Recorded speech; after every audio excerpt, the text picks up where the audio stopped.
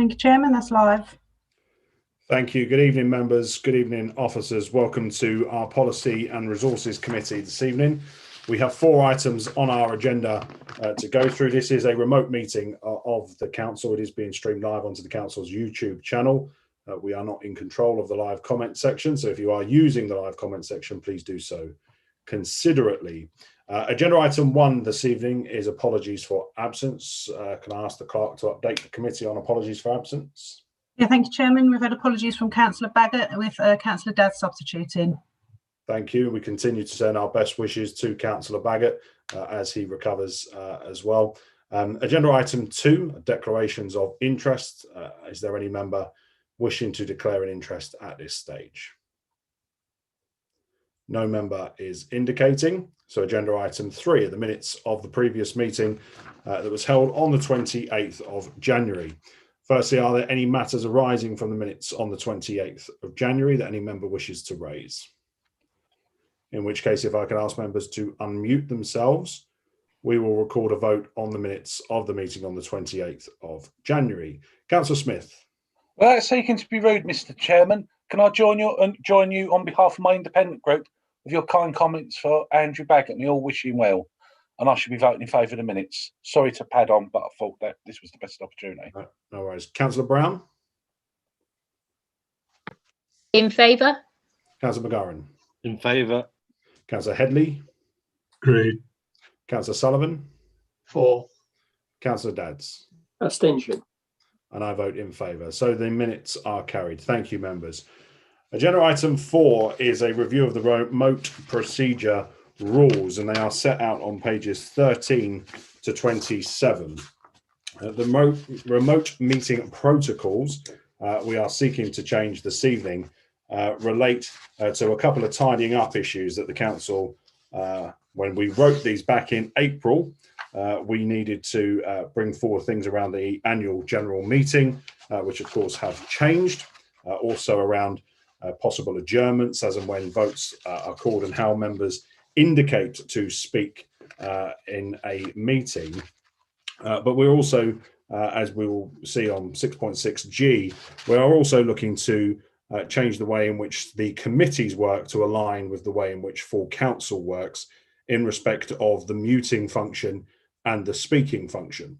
And what this will do is it will enable all chairs to have an element of discretion as to how they will chair meetings. And of course, it will enable chairs as and when necessary to be able to mute members if conduct is disorderly. But of course, we hope that that is not the case and that members continue to behave and that this is not necessary. And it is also a means and a function to allow the smooth running of the council so that the chair of the committee is able to engage with the Democratic Services clerk and also able to ensure that all members are to be heard. At this stage, we do not know how long remote meetings will continue. Clearly, the government have set out a programme for the lifting of restrictions with an end date of around the 21st of June in terms of the lifting of all lockdown restrictions. But the meeting protocols at the moment, the regulations are for some time in May and they have not yet been renewed. But for the purposes of the committees that we have until such time as those regulations are lifted, the proposal before members this evening is to amend the protocol as set out. I'll open this up for a debate and I'll take members of the committee first before other group leaders. Councillor Smith. Thank you, Mr. Chairman. I wholeheartedly support this. It's been a tough year trying to adapt to Zoom and everything else and the technological issues around it. We've been slowly, after recovering from COVID as a council, getting back to the business of council. And there's been the odd hiccup. I'm not going to name names, not going to embarrass any particular individual or individuals. But I think this is a bit like a nuclear deterrent. If everyone behaves themselves, there will be no need to use it. But there will be meetings where tempers fly, passions fly. Hopefully never as bad as what we saw at Handworth Parish Council. I don't envisage that, but there is the potential there and the reputational damage to the council. Because obviously we've got things to pass. We might be able to get the local plan passed quickly and as we had with the 2 previous meetings at the Sporting Village, again, it raises people's passions, and it can lead to an unruly and non-sort of decorum-esque type meeting. So that way, if members behave themselves, that's fine. If some members get a bit heated, let's use that word, or robust, to be diplomatic, the chairman's got the right to say, everyone's mute, so that when a member's called to speak, they are heard. Then they're muted, and then the next member is allowed to speak. So I think it enables the business of council to proceed, but it's like the nuclear deterrent. If we all behave ourselves, there's no need for it. Thank you, Mr. Chairman. Thank you, Councillor Smith. And of course, you're right in what you say, but it's also around, I should have said this in the opening, around ensuring that the remote protocols are in line with the protocols that we would have if we were in the chamber, in respect of the chair's ability to intercede when necessary to take back control and order of a meeting, which is not something that at the moment a chair has the ability to do, and therefore meetings can appear disorderly. Councillor Dadds. Thank you, Mr. Chairman. I do have some concerns and reservations around the 6.6G, the protocol and rules for the committees. You will know, and my concerns are this, you will know that the council procedural rules do apply to committees. However, they are ordinarily suspended because of the style of committee, and subcommittees are more informal to allow debate. However, the procedural rules for committees at the moment at 4.2 and paragraph 11 says that during the suspension of the procedure rules, it will be the responsibility of the chairman of the meeting to ensure that all members are given the opportunity to adequately discuss the business of the meeting. And I think we already have a constitution that sets out the safeguards to ensure that a chairman allows the opportunity for a member to adequately engage and discuss business. You will know, and this is my concern, when I hear you speak on your opening, you talk about having the discretion. It's that it's about behaviour, engagement, that all members are heard. These are all things that I can agree with, but the problem is that it relies on the adequacy of the chairman to ensure that members are given the opportunity to be heard. Like you're giving me the opportunity to be heard now without interruption, talking about the matter of business. Last week, I was at a committee and wanted to speak on an item, and I was not given the opportunity to speak or adequately discuss the item on business. And on that basis, the system fails, because had the chairman of that committee muted me, I would not have been able to speak. In fact, I wasn't able to speak other than to raise protest that I'm entitled to speak. And the council's constitution rules make that very clear.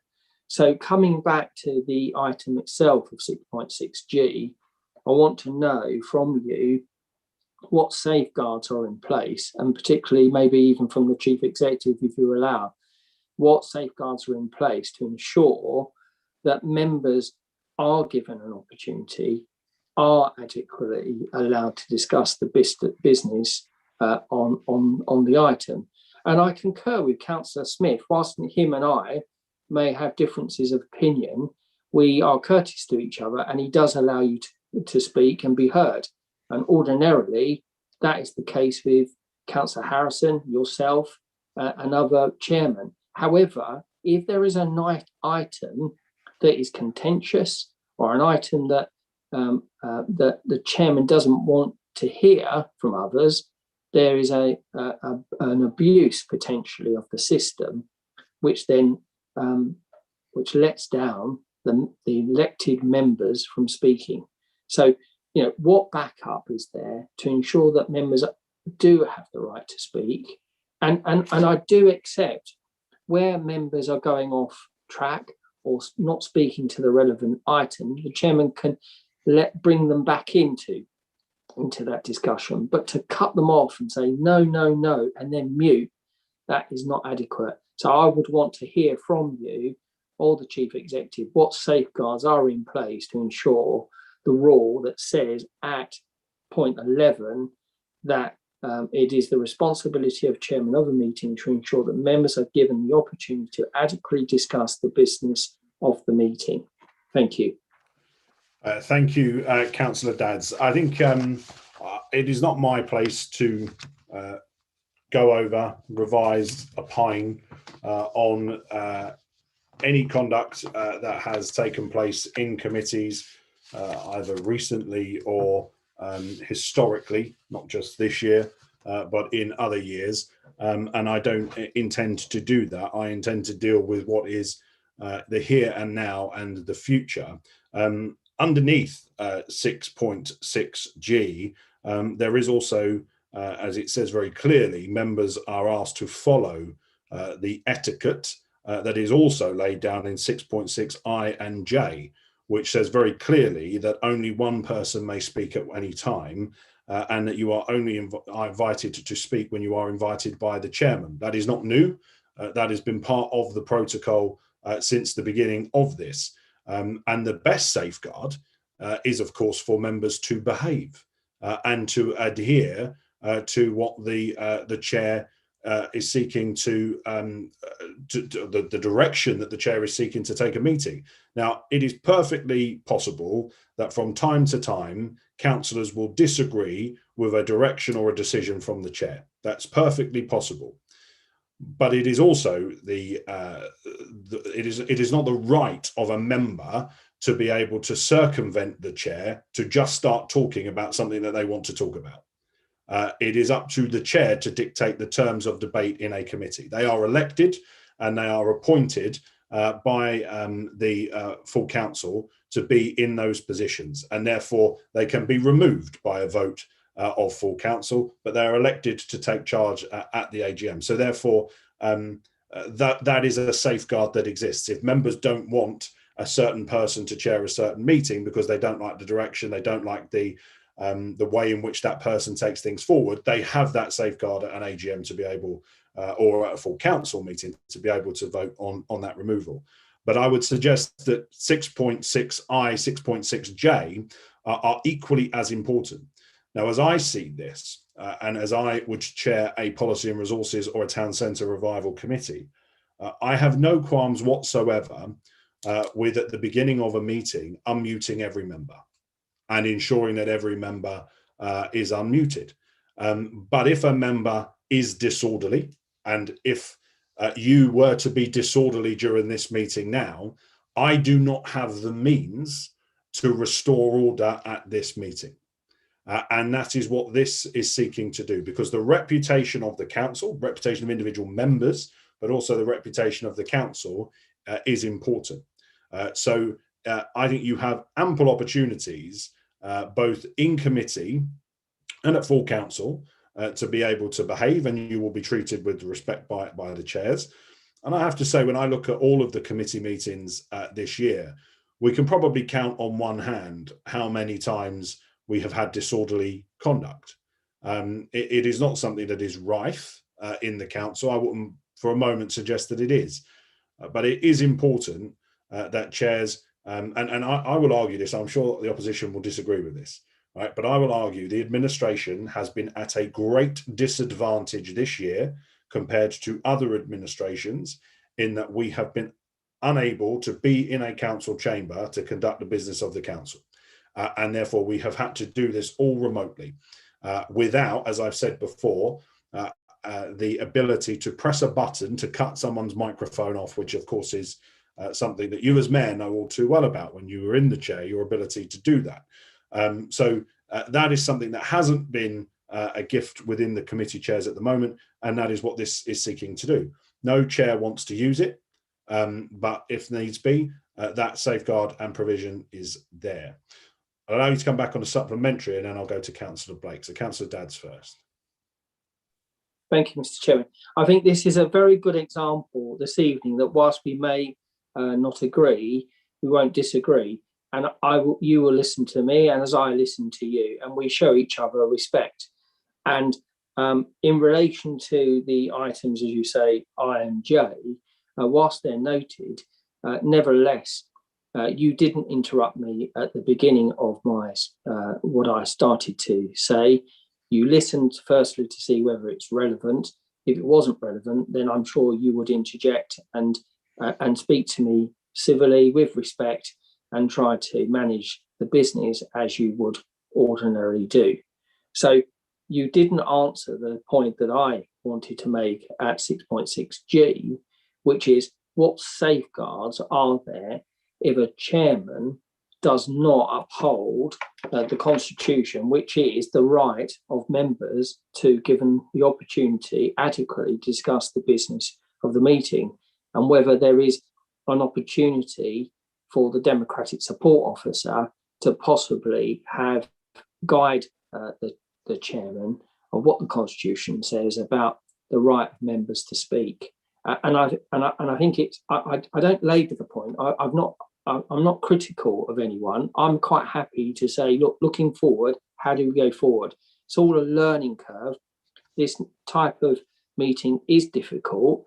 We are all trying to get used to it, but I think common courtesy is that we listen to each other without interruption, and therefore we can, get the business done adequately and professionally. Thank you. Well, I would say in terms of the safeguard, I mean, I did answer the question that you have the ultimate safeguard, which is you can bring a motion to remove a chair, which you can do at a full council meeting, and that is open to anybody at any time if they want to do that. And if you can conjure up enough votes to get that through, then you will be able to remove a chair. That can be done.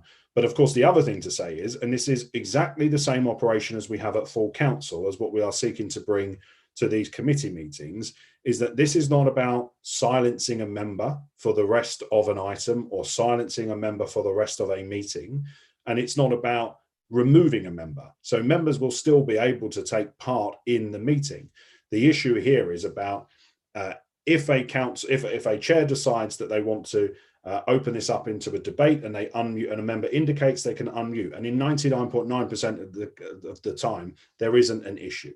If there is an issue around relevancy, if there is an issue around whether or not a member is doing something that might be, going against the code of conduct, whatever it might be, then that is a power within the chair's remit to be able to determine that, and that is up to the chair to do. And at that point, the chair can silence a member, they can mute a member, but they cannot permanently silence a member without a vote of the entire committee. So that is a safeguard that exists. There would still need to be, as we've seen on occasion, a vote of all of the committee to silence a member, and then a vote of all of the committee to remove a member. So this doesn't circumvent any of those safeguards. They still exist. Councillor Blake wanted to come in, and then I'll come to Councillor Harrison. Thank you, Chair. Yeah, just a observation. I'm absolutely certain that our officers will tell any chairman if they are going outside of their remit. But a lot of things, as with other things, it is down to interpretation. And the chairman, I suppose it's like a referee, really. One referee will give a foul, one won't. There's a tolerance level, and that chairman will act within how they feel that they should. I do agree with what you said there. The point there, the point of making sure everything's okay is not to interrupt and things like that. So I fully support that. What I would say that I'm not exceptionally happy. And I know you said we got the same rights as we do within full council. Well, I don't actually think that's the case, because Councillor Smith quite rightly said that he sends his best wishes to Councillor Baggott, to Andy Baggott, and as I do. And I try to, through the chat, to say, rather than interrupt the meeting, whereas I was at full council or council meeting, I'd have shouted out across the room, you know, yeah, here, whatever. But you haven't got that. I went to do the chat over to Kerry to say, well said, totally agree with you, and was unable to. And I think that's wrong. I also, maybe I'm being spoiled. I will say that, because in the meetings that I attend now, which is the waste management strategy meeting, and the neighbourhood meeting, I have to say we have chat all the time, and you won't believe this, but sometimes, more often than not, it's getting worrying. Councillor McGowan and I are in agreement down the side. It is good banter. There is no nastiness, no viciousness. It's all done well. And this is where I think it's still important that we have that remit to do. If someone steps out of line, then again, it's as if, as far as I'm concerned, if they're speaking out of line on that chat, then as far as I'm concerned, that should be deemed as speaking out of line if they was actually speaking, and be dealt with accordingly. That's my view, and I feel very strongly about it. I think we should be all treated as adults in that side, because I would have liked to have had a chat. Well, I quite agree with you, Councillor Smith, well said. And I don't like the idea that won't be the case. So I'll leave it there, but I do feel quite strongly about that. Thank you, Councillor Blake. I mean, I hear what you're saying. I think, there is that thing, isn't there, that we have protocols, we have a constitution, and if every member behaved, then we wouldn't need any policing arrangements at all. That's like saying if Sunderland could defend, we would be top of the league. We can't, hence why we're not. So there needs to be mitigations available for the chairs who are elected by council to undertake these functions, to be able to do that job effectively, while also, I would say, protecting the reputation of members and the council and officers. And unfortunately, there's been occasion throughout the year where some of our officers have been impugned and they do not have the right of reply, and that sort of stuff, where we need to be able to police that as members. I'm going to come to Councillor Harrison, and Councillor Brown, and then Councillor Sullivan. Thank you, Chairman. First of all, I apply the same remarks you've applied as far as Councillor Baggett's concerned, and Councillor Smith and Councillor Blake. In terms of Councillor Dadds, I agree wholeheartedly with the majority of what he said. I think it's important that we conduct ourselves properly. But the chairman, there's an agenda issued to a meeting, and whilst members are entitled to speak on any item on the agenda, they cannot introduce other items onto the agenda which aren't there. The other thing I would say, I would never want to start a meeting with everybody muted. I ask at the beginning of the meeting, I chair, can you mute yourselves? Indicate if you wish to speak, unmute yourself, speak, and it's open. I think that's the way to proceed. What I do not like is, and I think we should look at it, is members who can hold up pieces of paper with remarks on them. That shouldn't be allowed, because if you're in the council chamber and chairing a meeting, if Councillor Dadds knows this as well, he's been mayor, you hit the mute button on the mic, it cuts off the webcast as well. So the press, the outside and the public cannot see if someone was holding a piece of paper up. That doesn't happen on Zoom calls. I don't think that's necessary. I think we can all get our point across at an appropriate time in a meeting without resorting to such tactics. Thank you, Chairman. Thank you. Councillor Brown. Hi, first of all, apologies for the lack of camera. I'm having quite a few technical difficulties today. I'd just like to say, like everyone else, obviously we are all thinking of Councillor Baggett, his children and his family at this time, and wish him nothing but the best, so he can be back with us in these meetings. I think tonight, the essence of this, and everyone knows that for a long time, from the very beginning of us doing Zoom calls and Teams meetings, I've asked for this function. I've asked for this function because this is how I teach my students at school. Everyone's muted until I allow them to raise their hand. They want to ask a question, I bring them in. It's the way I conduct my union meetings. It's the way I conduct my professional meetings, is that the chair then calls upon someone to speak, and that therefore they're able to have their voice. They're able to talk to the agenda. They're able to say what they want to say without interruptions. And it's about enabling everyone to have a voice. It's about, I think this as a positive thing, that councillors, when they want to speak to an item agenda, they're not going to be heckled. They're not going to be shouted down. They're not going to have other people's voices in the background being disrespectful. They're going to be able to come forward with confidence and say what they want to say. I am sure, well, I know there are members across the council at the moment that would want to speak on items, but do not do for fear of being heckled and shouted at. I do not think that this is an item that is negative. I've said from the very beginning, being an advocate for this technology, that I see it as a positive way of engaging with each other and a far more positive way of ensuring that more members are able to speak and that they're able to speak to agenda items without fear of heckle or ridicule. I feel that it also will be an orderly way of conducting our meetings. We'll have less interruptions. We'll be able to get through more business. And in the time that we're given, we'll be able to use officer time far more effectively, and far more members will be able to speak to those things that we are all trying to do, the things that are better for our residents and good for the people of Basildon, rather than some of the childish behaviour. But to be honest, when I first started advocating this, it was not because of any behaviour, because we hadn't had any of these meetings yet. I just see this as the best way of conducting a meeting. Thank you. Thank you, Councillor Brown. Councillor Sullivan. Yeah, thank you, Chairman. I think we can agree with elements of the proposals in the agenda. For instance, it says we use the raise hand function to ask to speak. I'm not sure why we never used that before, but obviously then that's more of a safeguard than having to attract your attention when obviously you might be looking at all of the other screens that you've got to look at as chairman. So, there's one or two elements in there that I think we could agree with.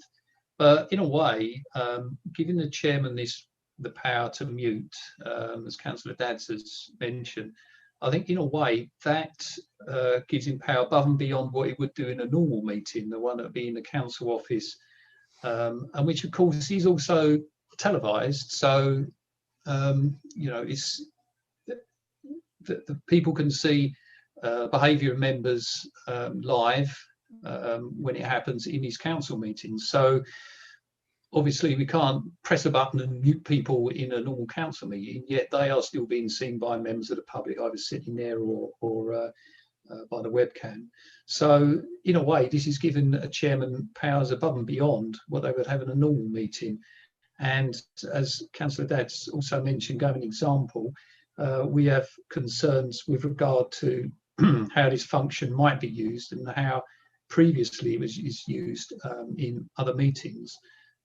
So therefore, this particular thing as a group, and based on our experience and also the potential that could happen that it could be used for, therefore we have concerns with regard to it. Thank you. Okay, thank you, Councillor Sullivan. I mean, I think it's important to just clarify that in a council chamber, the chair does have a button to mute other members. So that is an unusual step. It's been unusual that we haven't had that since last April. Councillor Smith, have you raised your hand? Thank you, Mr. Chairman. All I would say is, sorry, let me just lower the end because it is annoying for everyone. All I would say is those of us who are also Essex County councillors, as well as Basildon Borough councillors, we talk amongst ourselves. Tony Headley's just sitting there, Jeff Henry, Alan Davis, Pat Reid, Malcolm Buckley, Richard Moore.